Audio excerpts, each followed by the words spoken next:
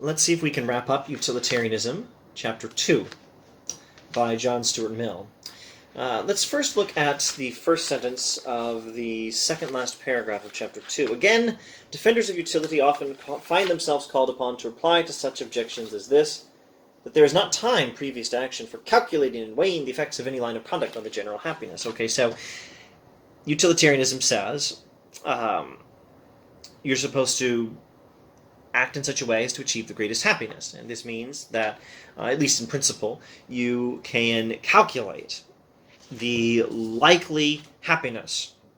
And it may not be a mathematical thing, since he's talked about the importance of quality and pleasure as well as quantity. You may not be able to do a mathematical calculation, because if you weigh a higher quality of pleasure, whatever the quantity of it, it cannot weigh any lower quality of pleasure, no matter how high the quantity of the lower quality of pleasure. But anyway, in some sense, perhaps some loose sense of the term, in theory at least, you can calculate the likely outcomes of one course of action or another, and that's how you decide between actions. That's a utilitarian way of thinking.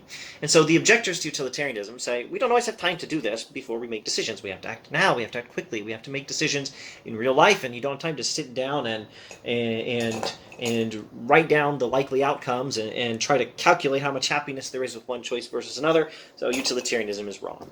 Well, Mill responds, and I think in at least one video not so long ago I've gone over part of his response. We're going to skip over a few lines and go to this sentence and look at another aspect of his response to this objection. He says, "It is a strange notion that the acknowledgement of a first principle is inconsistent with the admission of secondary ones.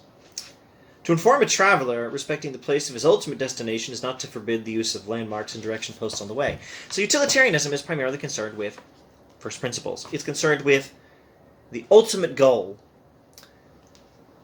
being the greatest possible happiness.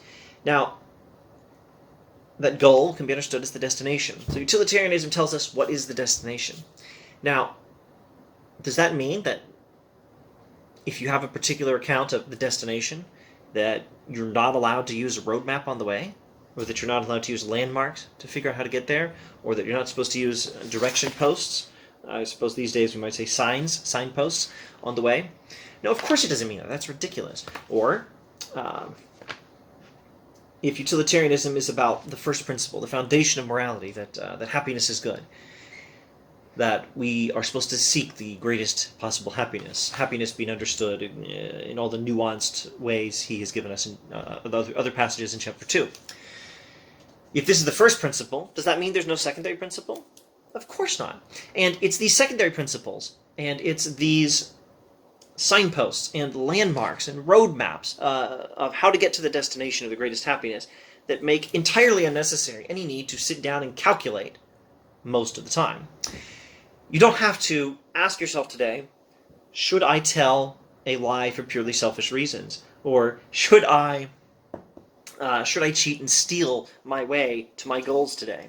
And sit down and calculate the likely outcomes, and then go about your day acting according to whatever you calculated, and then go to bed, and then wake up the next morning and ask yourself, should I cheat or should I be honest today? Should I lie or should I tell the truth? Should I steal or not to achieve my goals today? And do the calculation again. No, that's stupid. The calculation's been done. It's been done endlessly in human experience. Now, if you want to get technical, these rules tend to have exceptions, just as if you're going to a particular destination, once in a while, the marked path might not be the best way to go. So I'm in Hong Kong. I was hiking Buffalo Hill one morning, and a landslide had taken away part of the path. It would have been pretty stupid to try to walk exactly where the path had been. So I followed the new path other hikers had just started to make around that. This was an exception to the old way. There are situations where you might need some exceptions to certain principles. Mill does endorse lying to the murderer at the door. When someone comes to the door looking to kill someone, some innocent person, and the attempted murderer asks you, where is this person? And you know where the person is. Mill thinks, although there might be situations where you can ethically avoid lying, like if you can just not tell the truth, but Mill thinks if the best way to prevent the murder of the innocent person is to lie to the murderer, of course you lie to the murderer. That's an exception to the rule, always tell the truth. Mill does believe in exceptions. But 99 point something, maybe 99.999 something percent of the time, the established principles hold.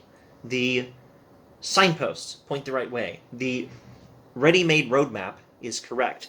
The secondary principles of morality are sufficient for guiding us in our choices. They're sufficient for guiding us in our lives. They are sufficient for getting us closer to the destination, to ultimate happiness. The secondary principles work. Utilitarianism is a theory about the first principles. That doesn't mean you don't have secondary principles. Of course you do. Another illustration from Mill. Nobody argues that the art of navigation is not founded on astronomy because sailors cannot wait to calculate the nautical almanac. Astronomy is the foundation of the art of navigation. And the nautical almanac is already calculated, so not everyone has to sit down and rediscover the first principles at all times. No, someone has to do that sometimes, no doubt, and someone has to do the theory of astronomy. That is the foundation. That's necessary, but a lot of the time, practically speaking, you can go with what has been derived from those first principles and get on with it. Being rational creatures, they go to sea with it ready calculated, and all rational creatures go out upon the sea of life with their minds made up on the common questions of right and wrong, as well as on many of the far more difficult questions of wise and foolish. And this, as long as foresight is a human quality, it is to be presumed they will continue to do. So, let's do the next sentence. I like this one. Whatever we adopt as the fundamental principle of morality, we require subordinate principles to apply it by. The impossibility of doing without them, being common to all systems, can afford no argument against anyone in particular, etc., etc. Now, what are these subordinate principles? What are these secondary principles? What are these signposts on the way to the destination? What are these? What are the things on the road map pointing us towards the destination of the greatest happiness? Well, it's all the good moral rules, many of which do have exceptions, but it's principles like what we received from human experience in the past, from moral teachers in the past. It's things like the golden rule of Jesus of Nazareth that Mill has quoted earlier as conveying the complete spirit of the ethics of utility. It's things like the principle that intellectual pleasure is superior to physical pleasure, which he talked about near the beginning of chapter 2. It's things like do not lie, cheat, kill, steal, no adultery. It's things like the accounts of virtues in Aristotle and Confucius. It's the Ten Commandments. I think it may even, I'm not sure if Mill himself says this, though I'd have to check the text carefully to make sure what he says about Kant in chapter 1. But it might even include, with some version of a Millian utilitarian theory, the categorical imperative of Kant. We've received a lot of secondary principles. We go forth on the sea of life with our minds made up on a lot of moral questions, and we are right to do so. Now, let's see. Let me just check the very end of chapter 2. Yes. Mill is endorsing the secondary principles. He's telling you, most of the time, you should follow the rules. You should cultivate the virtues you've been told to cultivate. You should stick with the greatest insights human experience has given us about what is right. But sometimes you do have questions. Sometimes you do have challenges. Like, here's a personal favorite. In The Sound of Music, a couple of the nuns confess to the Mother Superior, saying, "We have sinned." And how have they sinned?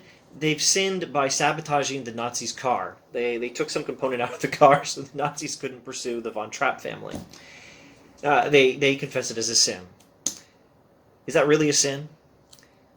Is the rule against sabotaging people's cars and taking things from them without their approval, and the rule against protecting innocent people from people like the Nazis, are those rules in conflict? And which rule do you prefer, and how do you know the difference? My view, I would agree with Mill here, is that the nuns, while it may be very pious and humble of them to think that they've sinned. I don't blame them for thinking they've sinned. I think technically they were wrong. I don't think they sinned.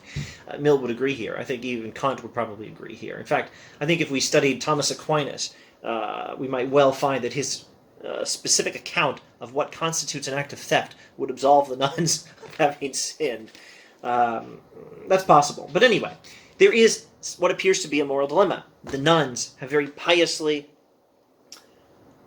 learned to follow certain rules, like do not steal, which means, or at least most of the time, means don't take things from other people without their permission, things like that. But they also know they're supposed to protect the innocent. They're supposed to help the Von Trapp family escape from the Nazis, duh. So, what do? Well, you have some sort of a moral dilemma. It's not an irresolvable moral dilemma, but it's a dilemma you've got to challenge. You've got what appears to be, at least on first glance, a conflict between rules. You've got to make some decision. You've got something to decide. And Mill says, if utility, we're now in the 1, 2, 3, 4, I think it's the fourth last sentence of chapter 2. If utility is the ultimate source of moral obligations, utility may be invoked to decide between them when their demands are incompatible, if it really is a choice. The principles of utilitarianism and pursuing the greatest happiness can help us resolve this dilemma. Though the application of the standard may be difficult, it is better than none at all, etc., etc. We must remember, last 2 sentences of chapter 2, we must remember that only in these cases of conflict between secondary principles is it requisite that first principles should be appealed to. Nearly all the time. You can ignore these foundations of morality and go with the received moral principles. The received moral principles are pretty good. There's no case of moral obligation in which some secondary principle is not involved, and if only one, there can seldom be any real doubt which one it is in the mind of any person by whom the principle itself is recognized. There's some secondary moral principle in every moral question. Only when there's more than one, and they seem to point in opposite directions, only then do you really need, practically speaking, to refer to the first principles of morality with which the theory of utilitarianism is concerned, about which we'll say more when we get to chapter 4. But most of the time, and we're winding back to some other passages in chapter 2, most of the time you can go with things like the Golden Rule. They'll tell you how to live in such a way as to promote the greatest happiness.